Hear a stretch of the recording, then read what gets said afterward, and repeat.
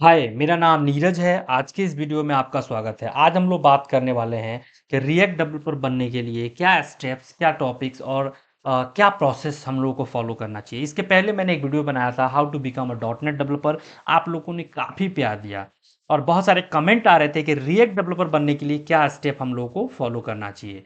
तो आज हम लोग बात करने वाले हैं how to become a React developer.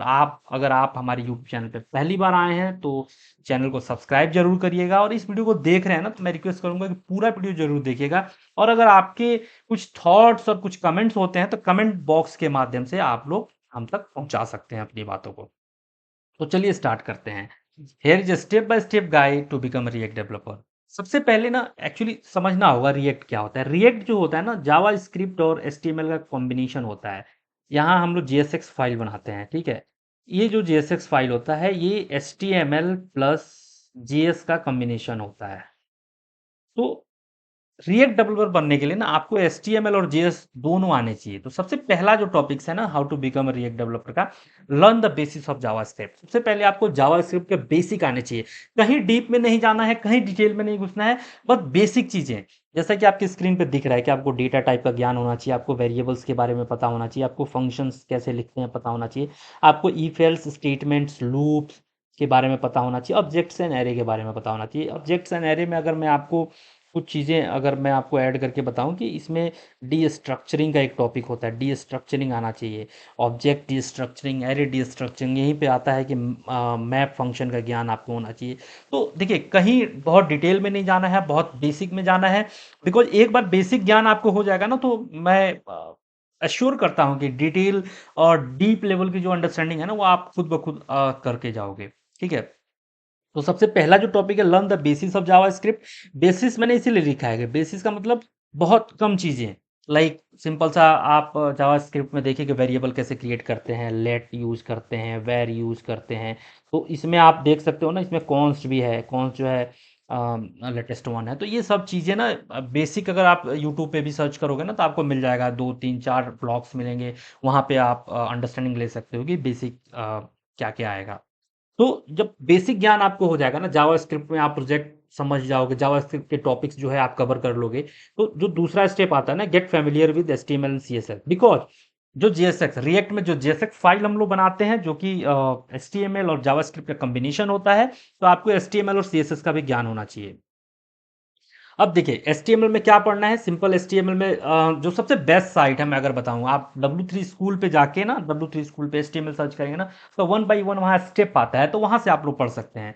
अब एचटीएमएल में आपको क्या आना चाहिए, मैं जो स्क्रीन पे आपको दिख रहा है कि HTML tags and attribute, CSS selectors, CSS layout, ये तो देखिए ठीक है, ये तो आना ही चाहिए। साथ में थोड़ा सा कुछ चीजें और आप कवर कर सकते हैं तो वो बेस्ट होगा। मैं आपको दिखाता हूँ। जैसे कि आप जो है टेबल या पीपीटी, ये डिज़ाइन कैसे बनाते हैं उसका ज्ञान हो जाए, आपको div का ज्ञान हो जाए। तो ये सारी चीज़ें ना सिंपल स्टाइल में आप इनलाइन सीएसएस से शुरू कर सकते हैं। देन सीएसएस क्लास स्टाइल से जो होता है क्लास बना सकते हैं। तो ये सारी चीज़ें बहुत बेसिक से आपको शुरू करना है। तो जो रिकमेंडेशन होगा ना, आप मैं कहूँगा कि W3 स्कूल पे आप पढ़िए। अगर आपके पास यूआरएल नहीं होगा तो कमेंट बॉक्स में दीजिएगा, मैं यूआरएल दूंगा। W3 स्कूल जो है ना एचटीएमएल के मामले में, W3 स्कूल की जो वेबसाइट है बहुत अच्छा कंटेंट डिलीवर करती है। उसके बाद आपको रिएक्ट जाना है। अगर आप एचटीएमएल जब कवर कर लिए ना तो एचटीएमएल कवर करने के बाद आपको रिएक्ट सीखना है। तो रिएक्ट में भी कैसे सीखना है, देखिए रिएक्ट में दो तरह के कंपोनेंट होते हैं। तो आप डिवाइड कर सकते हैं कंपोनेंट। लाइक वहाँ पे क्या होता है ना, वहाँ पे क्लास कंपोनेंट होता है जो पहले ज़्यादा यूज होता था, अब होता है फंक्शनल कंपोनेंट, ठीक है। तो अगर आपका ऑब्जेक्ट ओरिएंटेड प्रोग्रामिंग अच्छा है, अगर आप सी शार्प की दुनिया से आ रहे हैं, अगर आप वी डॉट नेट की दुनिया से आ रहे हैं, आप ऑब्जेक्ट ओरिएंटेड प्रोग्रामिंग के कॉन्सेप्ट से आ रहे हैं, तो आप क्लास कंपोनेंट फॉलो कर सकते हैं। लेकिन जो प्रेफरेंस होना चाहिए, आप फंक्शनल कंपोनेंट के साथ जाइए और जो भी टॉपिक सर्च करिए फंक्शनल कंपोनेंट से रिलेटेड सर्च करिए। जो इसमें क्या है कि आपको क्या सीखना है, रिएक्ट कंपोनेंट्स एंड प्रॉप्स। आप उसमें फंक्शनल कंपोनेंट सीख लीजिए। उसमें सिंपल सा, जब आप पहला ही टॉपिक होगा प्रॉप्स, इसमें हम यूज स्टेट वगैरह यूज करते हैं। उसके बाद जीएसएक्स सिंटैक्स। जीएसएक्स सिंटैक्स क्या होता है कि जीएसएक्स में क्या होता है ना कि हम लोग ना जीएसएक्स जो फाइल बनाते हैं उसमें हम लोग सिंपल सा एचटीएमएल और जावास्क्रिप्ट का कॉम्बिनेशन लिखते हैं। तो वो कैसे लिखना है उस चीज का ज्ञान आपको होना चाहिए, ठीक है। उसके बाद स्टेट एंड लाइफ साइकिल, एक-एक करके टॉपिक जाना है। देखिए ये जो मैं टॉपिक बता रहा हूँ ना, कोई ज़रूरी नहीं है कि एकदम एग्ज़ैक्ट टॉपिक करना है। अगर आपको कहीं सजेशन में कुछ मिलता है ना, तो उस सजेशन को भी आप पिक कर सकते हैं, उस तरीके से आप काम कर सकते हैं। लाइक यूट्यूब पे अगर सर्च कर रहे हैं या किसी भी साइट पे आप सर्च कर रहे हैं ना, तो देखिए एक-एक करके आपको जाना है। अब ये मैं नहीं कहूँगा कि आप पहले दिन जाइए और रिएक्ट में आप रिडक्स पढ़ने लगिए। कोई मतलब नहीं बनता। आपको स्मॉल टॉपिक से शुरू करना है और छोटे-छोटे टॉपिक्स लाइक आप रिएक्ट में सम ऑफ 2 नंबर्स बना सकते हैं। आप रिएक्ट में हार्ड कोडेड डेटा बना के उसको प्रिंट करा सकते हैं टेबल टीआर फॉर्मेट में। तो इस तरीके से आप ना डिव यूज़ कर सकते हैं। तो इस तरीके से आप कर सकते हैं। उसके बाद हैंडलिंग इवेंट्स, जहाँ पे ऑन क्लिक और ये सब सारी चीज़ें आप करोगे। कंडीशनल रेंडरिंग में आता है टर्नरी ऑपरेटर, इफ एल्स, ये सारी चीज़ें कर सकते हो। लिस्ट एंड की, यहाँ पे आप मैप और प्रिंट कराने की बात होती है। तो बेसिक चीज़ों से स्टार्ट करके ना ये जो छोटे-छोटे टॉपिक्स हैं, देखिए कोई ये डीप टॉपिक नहीं है, ये बहुत स्मॉल टॉपिक्स हैं। बहुत स्मॉल टॉपिक्स हैं और ये स्मॉल टॉपिक्स अगर आप कवर कर लेंगे ना, जैसे ये टॉपिक्स जो डेटा टाइप्स वाला जो टॉपिक्स था, वेरिएबल्स वाला, फंक्शंस वाला जो जावास्क्रिप्ट में, फिर एचटीएमएल टैग, सेलेक्टर, डिव और उसके बाद ये रिएक्ट में ये टॉपिक। मैं कहता हूँ ना कि ये पहले स्क्रीन पे जो आपकी स्क्रीन पे जितना टॉपिक दिख रहा है ना, इतने अगर आप कवर कवर कर लोगे ना, तो कॉन्फिडेंस जो है अपने आप बिल्ड हो जाएगा। उसके बाद किसी ट्रेनर और किसी नीरज तिवारी और किसी और की ज़रूरत नहीं पड़ेगी आपको। आप खुद ही कॉन्फिडेंट हो जाओगे, आपको एक रास्ता मिल जाएगा कि रिएक्ट डेवलपर बनने के लिए आपको कैसे काम करना है, क्या करना है, ये सारी चीज़ें अपने आप कवर होने लगेंगी, ठीक है? उसके बाद क्या करना होता है प्रैक्टिस विद प्रोजेक्ट्स, राइट? ये सारी चीज़ ये जो टॉपिक्स है ना ये कवर करोगे उसके बाद कॉन्फिडेंस जब बिल्ड होगा ना तो आप सोचोगे कि कोई छोटा-मोटा प्रोजेक्ट्स बनाते हैं।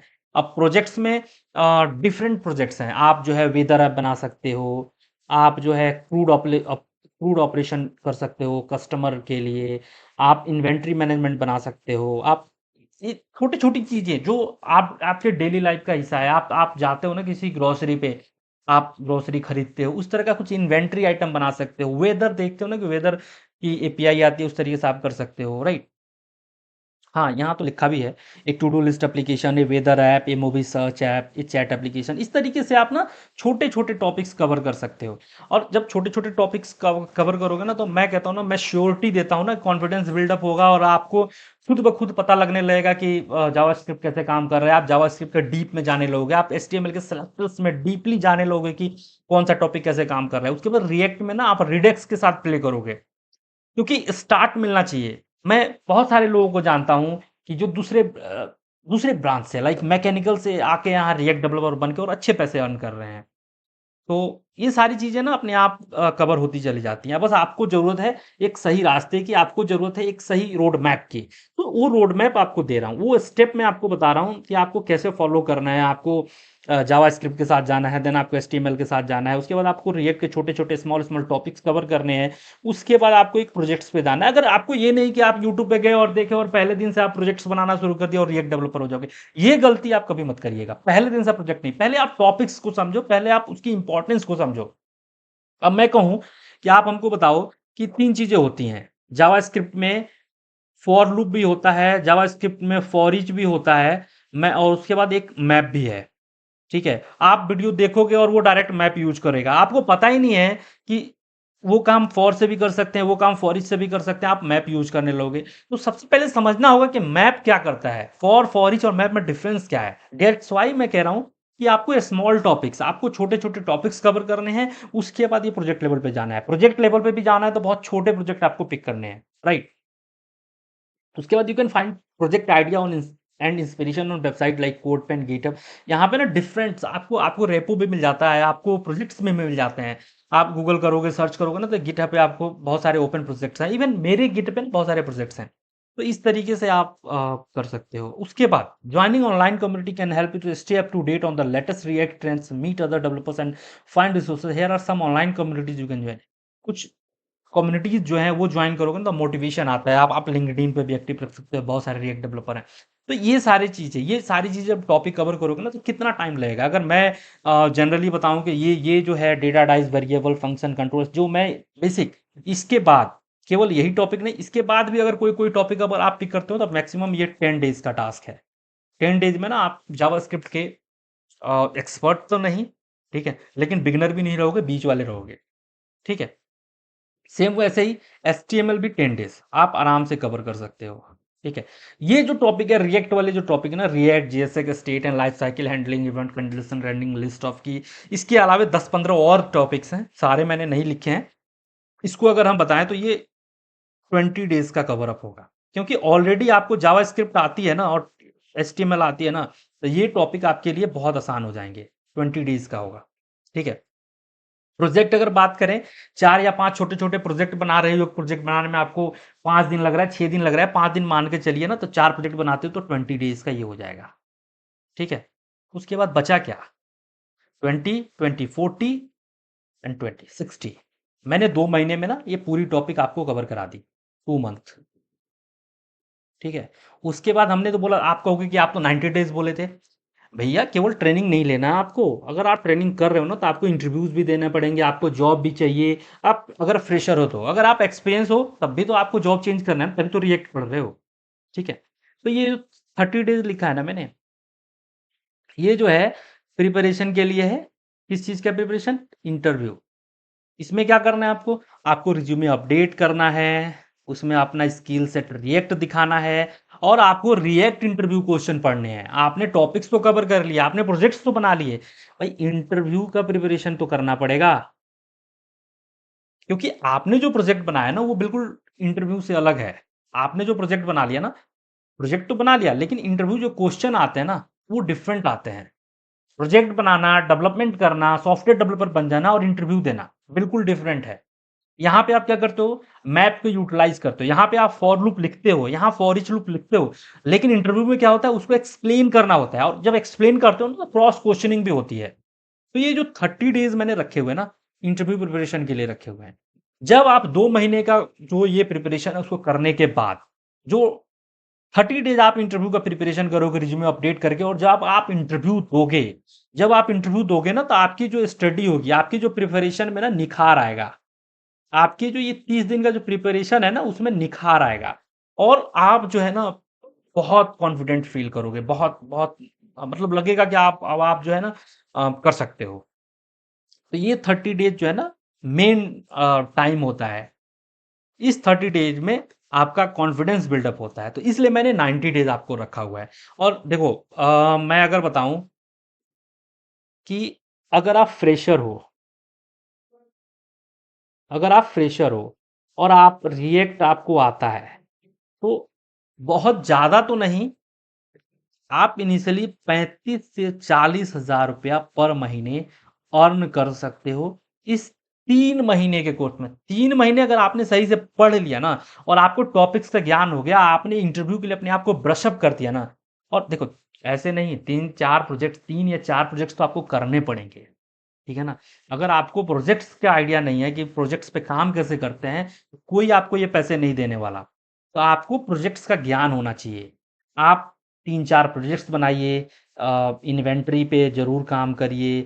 अब देखिए, रिएक्ट की बात तो हो गई। अगर आप कहोगे कि इन्वेंटरी बनाएँगे, सेव अपडेट करेंगे, फिर जो है डेटा कहाँ सेव करेंगे? आप फायरबेस का यूज़ कर सकते हैं। आप local local variables, local database use कर सकते हैं। आपको किसी सिक्वल और माई सिक्वल और किसी मोंगोडीबी के एक्सपर्ट की जरूरत नहीं पड़ेगी। आप जो है ना, सिंपल, आप जब टॉपिक जब सर्च करोगे ना, तो अपने आप चीजें निकल के आती हैं। तो मैं क्या बता रहा था कि आप अगर एक फ्रेशर हो, तो कम से कम 35 से 40 हजार रुपये पर महीने पे आपकी पहली नौकरी लग सकती है, अगर आपको रिएक्ट आता है। और इस रिएक्ट के साथ साथ क्या है? आपको जेएस आता है, एचटीएमएल आता है। ठीक है। और अगर आपको ना 1 ईयर का एक्सपीरियंस है किसी भी फील्ड में, अगर आपको 1 ईयर का एक्सपीरियंस है किसी भी टेक्नोलॉजी पे, किसी भी फील्ड में, और आपकी सैलरी कम है ना, तो आप 50 से 60 हजार रुपये महीने अर्न कर सकते हो, अगर आपको रिएक्ट आता है। रिएक्ट जो है आज के टाइम में high demanded front end technology है, हाई डिमांडेड, बहुत ज़्यादा रिएक्ट पर लोग काम कर रहे हैं। अगर मेरा वीडियो आपको पसंद आया हो, तो आप मेरे चैनल को सब्सक्राइब जरूर करिए, कमेंट बॉक्स से अपने थॉट और अपने एक्सपीरियंसेस जरूर शेयर करिए। अगर कोई टॉपिक मैंने छोड़ दिया है, तो आप उसके बारे में भी मुझसे पूछ सकते हैं। और हाँ, सब्सक्राइब करते हैं तो बेल आइकन प्रेस करना नहीं भूलना है। अगर आप डॉट नेट डेवलपर बनना चाहते हैं, तो डिस्क्रिप्शन में डॉट नेट डेवलपर वाला जो वीडियो है, उसका लिंक मैं दे देता हूँ, वहां से आप देख सकते हैं। और हाँ, एक चीज और, इस वीडियो पे आपकी क्या प्रतिक्रिया है? इस वीडियो को आप कैसा देख रहे हैं? मैंने सही से इस वीडियो को कवर किया है कि नहीं किया है? आप कमेंट के माध्यम से ज़रूर बताइए गाइस। तो आज के इस वीडियो में इतना ही। Don't forget to like, subscribe and press the bell icon. Thank you, bye bye, take care.